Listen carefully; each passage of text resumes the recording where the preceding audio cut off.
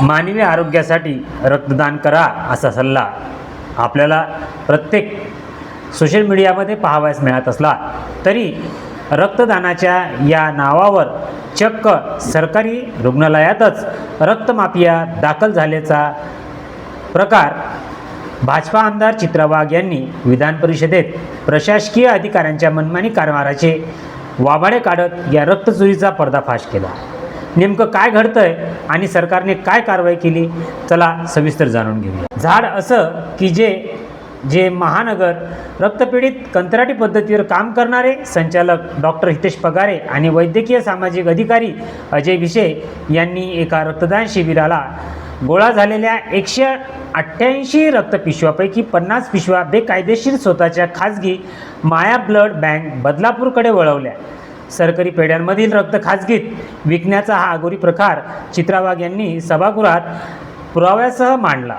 या कंत्राटी अधिकाऱ्यांच्या मनमानीवर ताशेरे ओढत चित्रा वाघ म्हणाल्या की गरिबांच्या स्वतावर डल्ला मारणाऱ्या अशा नराधमांवर थेट फौजदारी गुन्हे दाखल व्हायला हवेत। त्यांच्या या आक्रमक पवित्र्यामुळे सार्वजनिक आरोग्य राज्यमंत्री मेघना बोर्डीकर यांनी तात्काळ हितेश पगारे आणि अजय भिसे या दोघांनाही नोकरीवरून बडतर्फ करण्याची घोषणा केली असून त्यांच्यावर गुन्हे दाखल करण्याचे आदेश दिले आहेत। तर हा प्रकार एवढ्यावरच येऊन थांबत नाही तर विविध जिल्ह्यामध्ये आणि ज्यांना रक्ताची गरज आहे त्यांच्याकडून कशा पद्धतीने पिळवणूक केल्या जाते याचे अनेक उदाहरणे आहेत।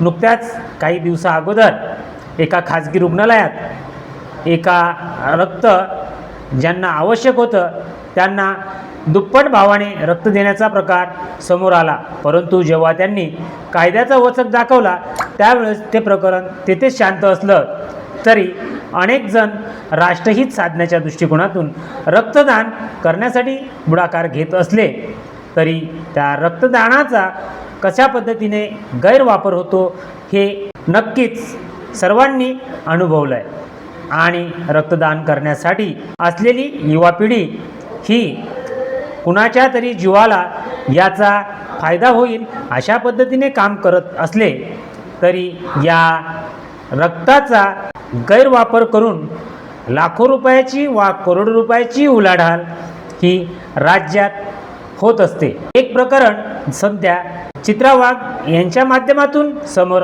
आलं असलं तरी यावर झालेली कारवाई पाहता राज्यातील अनेक ठिकाणी लहान गावांमध्ये स्थानिक पातळीवर असलेल्या उपजिल्हा रुग्णालयांमध्ये आणि त्यासोबत असलेल्या विविध रक्तपेढ्यांमध्ये मोठ्या प्रमाणात सुरू आहे। तर हा सर्वसामान्यांच्या आरोग्याशी खेळणाऱ्या अशा अधिकाऱ्यावर ही कारवाई योग्य आहे का? तुम्हाला काय वाटतं कमेंट करून नक्की सांगा। व्हिडिओ आवडला असेल लाईक करा, शेअर करा आणि अशा ताज्या घडामोडी चॅनलसाठी या चॅनलला सबस्क्राईब करा। मला ऐकून घेतलं त्याबद्दल धन्यवाद।